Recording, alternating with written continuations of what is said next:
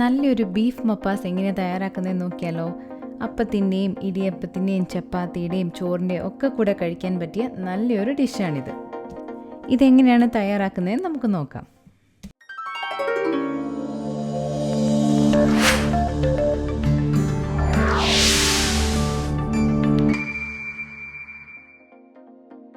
ആദ്യം നമുക്ക് ഇതിനാവശ്യമായ ബീഫ് ഒന്ന് കുക്ക് ചെയ്തെടുക്കാം. 1/2 കിലോ ബീഫ് ഞാനിവിടെ പ്രഷർ കുക്കറിലേക്ക് ഇട്ട് കൊടുത്തിട്ടുണ്ട്.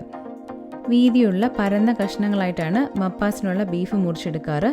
വേവിക്കുമ്പോൾ ബീഫ് ഒരല്പം ചുരുങ്ങുന്നത് കൊണ്ട് നമുക്ക് വേണ്ടതിനും കുറച്ചും കൂടെ വലുപ്പത്തിൽ വേണം പീസുകൾ കട്ട് ചെയ്തെടുക്കാൻ.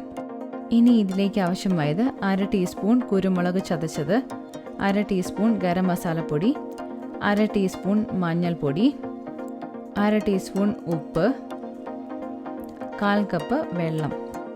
ഇനി ഇതെല്ലാം കൂടെ നന്നായി ഇളക്കി യോജിപ്പിച്ചതിന് ശേഷം പ്രഷർ കുക്കർ അടച്ചു വെച്ച് 4 വിസിലിൽ മീഡിയം ഫ്ലെയിമിൽ വേവിച്ചെടുക്കാം.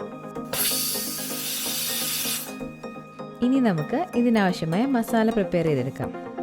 അതിനു വേണ്ടിയിട്ട് ചൂടായ ഒരു പാനിലേക്ക് 2.5 ടേബിൾ സ്പൂൺ വെളിച്ചെണ്ണ ചേർത്ത് കൊടുക്കാം. ഇതിന് വെളിച്ചെണ്ണ തന്നെ യൂസ് ചെയ്യാൻ ശ്രദ്ധിക്കണം. വെളിച്ചെണ്ണ ഇല്ലെങ്കിൽ മാത്രം വേറെ ഏതെങ്കിലും ഓയിൽ യൂസ് ചെയ്യാം. എണ്ണ ചൂടായതിനു ശേഷം 2 ടേബിൾ സ്പൂൺ വെളുത്തുള്ളി ചെറുതായിട്ട് അരിഞ്ഞതും, 2 ടേബിൾ സ്പൂൺ ഇഞ്ചി ചെറുതായിട്ട് അരിഞ്ഞതും, 4 പച്ചമുളകും കൂടെ ചേർത്തൊന്ന് വഴറ്റിയെടുക്കാം. പച്ചമുളകിൻ്റെ എണ്ണം എരിവിനനുസരിച്ച് 4 തൊട്ട് 8 പച്ചമുളക് വരെ ഇടാവുന്നതാണ്. ഇനി ഇതൊരു മീഡിയം ഫ്ലെയിമിൽ 45 സെക്കൻഡോളം വഴറ്റിയതിന് ശേഷം കനം കുറച്ച് അരിഞ്ഞു വെച്ചിരിക്കുന്ന 2 സവാള ചേർത്ത് കൊടുക്കാം.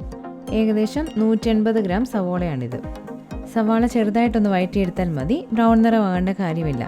ഇതിപ്പോൾ ഏകദേശം 4 മിനിറ്റോളം ഞാൻ വഴറ്റിയിട്ടുണ്ട്. അതിനുശേഷം തീ ലോ ഫ്ലെയിമിലേക്ക് മാറ്റി ആവശ്യമായ പൊടികൾ ചേർത്ത് കൊടുക്കാം. 2 ടേബിൾ സ്പൂൺ മല്ലിപ്പൊടി, 1.5 ടീസ്പൂൺ ചതച്ച കുരുമുളക്, 3/4 ടേബിൾ സ്പൂൺ വറുത്ത് പൊടിച്ച പെരുംജീരകപ്പൊടി. പൊടികളുടെ എല്ലാം പച്ചമണം മാറുന്നത് വരെ നമുക്കിതൊന്ന് വഴറ്റിയെടുക്കാം. അതിനുശേഷം നമ്മൾ വേവിച്ച് വെച്ചിരിക്കുന്ന ബീഫ് വെള്ളത്തോടു കൂടി ഇതിലേക്ക് ഒഴിച്ചു കൊടുക്കാം. ഇനി ഇത് നന്നായിട്ടൊന്ന് ഇളക്കി യോജിപ്പിച്ചെടുക്കാം. അതിനുശേഷം ഇതിലേക്ക് 1/2 കപ്പ് ചൂടുവെള്ളം കൂടെ ആഡ് ചെയ്ത് കൊടുക്കാം. ഫ്രഷ് ആയിട്ടുള്ള തേങ്ങാപ്പാലാണ് യൂസ് ചെയ്യുന്നതെങ്കിൽ അതിൻ്റെ 2ാം പാല് വേണം ഈ വെള്ളത്തിന് പകരം ഇവിടെ ഒഴിച്ചു കൊടുക്കാൻ. ഇനി ഇത് നന്നായിട്ടൊന്ന് തിളച്ച് വന്നോട്ടെ. അതിനുശേഷം നമുക്കിത് മൂടി വെച്ച് നന്നായിട്ടൊന്ന് വേവിച്ചെടുക്കാം.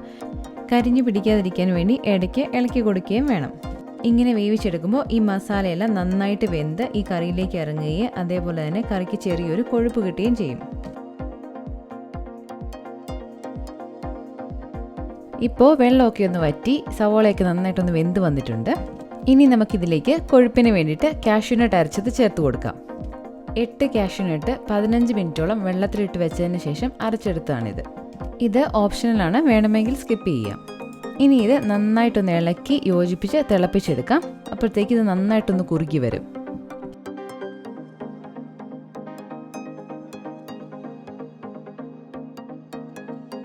ഇനി നമുക്കിതിലേക്ക് തേങ്ങാപ്പാൽ ചേർത്ത് കൊടുക്കാം. 1 കപ്പ് തേങ്ങാപ്പാലാണ് ഞാനിവിടെ ചേർത്ത് കൊടുക്കുന്നത്.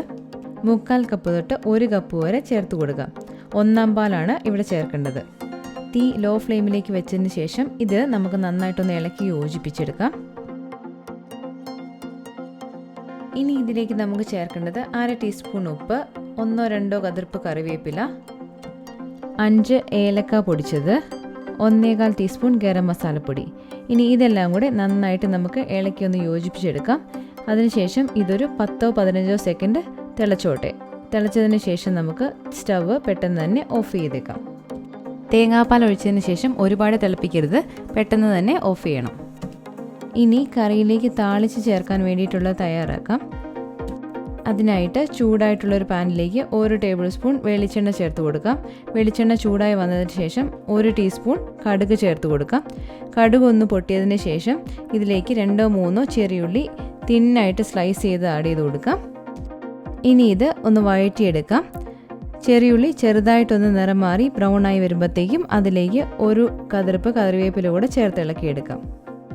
ഇത്രയായാൽ മതി. ഇനി നമുക്ക് സ്റ്റവ് ഓഫ് ചെയ്ത് കറിയിലേക്ക് ചേർത്ത് കൊടുക്കാം.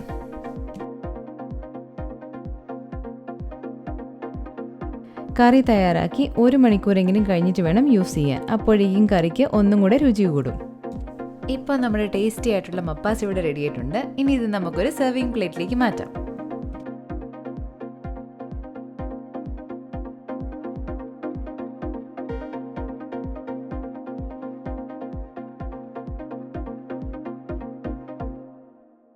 കൂടുതൽ കുക്കിംഗ് വീഡിയോകൾക്കായി ചാനൽ സബ്സ്ക്രൈബ് ചെയ്യാൻ മറക്കല്ലേ.